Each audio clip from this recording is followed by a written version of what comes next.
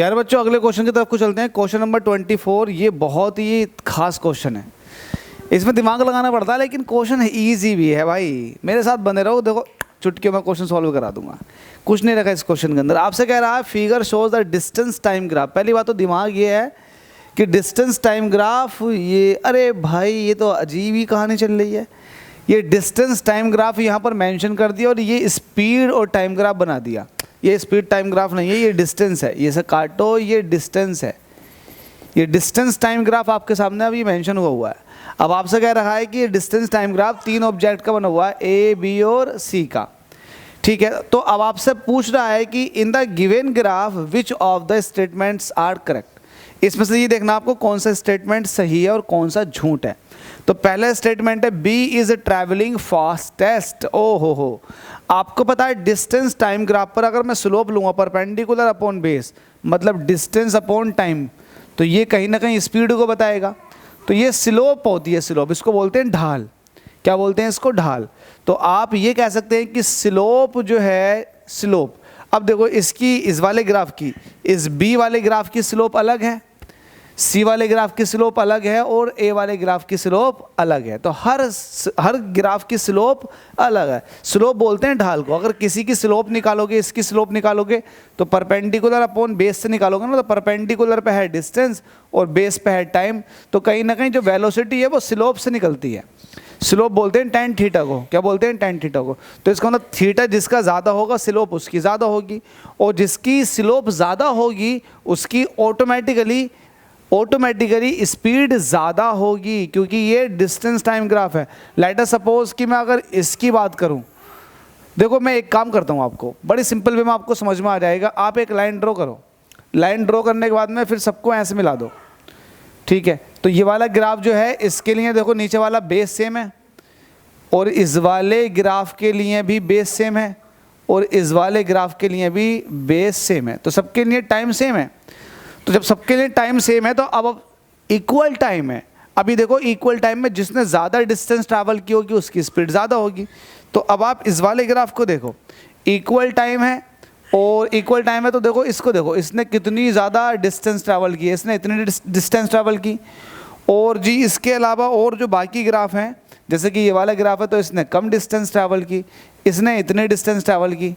तो हर किसी की डिस्टेंस अलग अलग है। तो जिसकी डिस्टेंस ज़्यादा उसका ऑटोमेटिकली स्लोप ज़्यादा होगा और उसी की स्पीड ज़्यादा होगी। तो यहाँ पर ये जो बी वाला ग्राफ है इसका स्लोप सबसे ज़्यादा है, इसकी तो ढाल सबसे ज़्यादा, इसका ढाल सबसे ज़्यादा, बाकी सबका कम है, इसका ढाल सबसे ज़्यादा, तो इसकी स्पीड भी सबसे ज़्यादा होगी। तो ये वाली बात सही है, ये ट्रू है कि बी इज़ ट्रैवलिंग फास्टेस्ट। ये वाली बात तो सही है।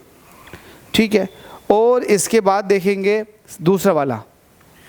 ये वाला ख़त्म हो गया, अब दूसरा वाला देखो। आपसे कह रहा है डिस्टेंस कवर्ड बाय बी।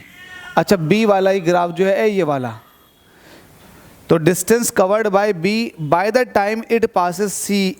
जब ये सी को पास कर रहा होगा तो सी को तो पास यहाँ पर कर रहा होगा, सी को पास इसने यहाँ पर किया, तब बताओ इसने कितने डिस्टेंस ट्रैवल की होगी। तो डिस्टेंस के लिए यहाँ पर परपेंडिकुलर डालो, यहाँ पर वैल्यू जो है अप्रोक्सीमेट 4.5 किलोमीटर ही होगी। तो ये वाली बात भी ठीक है, तो ये वाली बात भी ट्रू है और ये वाली बात भी ट्रू है। तो पहला और सेकंड तो भाई इसका आंसर होना ही है। तो पहला थर्ड, देखो इसमें पहला और थर्ड है, तो ये तो गलत हो गया। सेकंड वाला भी सही है, सेकंड एंड फोर्थ ओनली नहीं भाई, पहला वाला भी ठीक है। तो ये दोनों तो करेक्ट इनकरेक्ट हो गए, क्योंकि पहला वाला भी ठीक है, सेकंड वाला भी ठीक है। तो पहला सेकंड इसके अंदर भी है और पहला सेकंड इसके अंदर नहीं है, तो इसका मतलब ये गलत है। तो जाहिर सी बात है बाय डिफ़ॉल्ट ये वाला सही जवाब हो जाएगा, लेकिन फिर भी आप चेक कर लो कि ये सही होगा या नहीं होगा, सी ऑप्शन। तो पहला दूसरा ठीक है। अब तीसरे की बात कर लेते हैं। तीसरा वाला क्या कह रहा है आपसे? तीसरे वाले में ये कहा गया है all the 3 lines A, B and C do not meet on the correct same point on the road. अब मुझे बताओ, क्या तीनों ही ग्राफ कहीं एक जगह मीट कर रहे हैं? नहीं भाई, ये दोनों ग्राफ यहाँ पर मीट कर रहे हैं, ये दोनों ग्राफ ये वाले यहाँ मीट कर रहे हैं, और ये वाले दोनों ग्राफ यहाँ मीट कर रहे हैं। मतलब तीनों के लिए कोई कॉमन पॉइंट नहीं है। तो तीनों एक रोड पर एक जगह कभी नहीं आएंगे। दो ऑब्जेक्ट आ सकते हैं, दो कारें आ सकती हैं रोड पर, लेकिन तीनों कारें एक जगह आ जाएं ऐसा नामुमकिन है इस पर्टिकुलर ग्राफ के लिए। तो ये वाली बात भी ठीक है। तो ये भी ट्रू है, ये भी ट्रू है, ये भी ट्रू है। तो 3 तो आपके लिए ट्रू हो गए, लेकिन चलो चौथा भी चेक कर लेते हैं।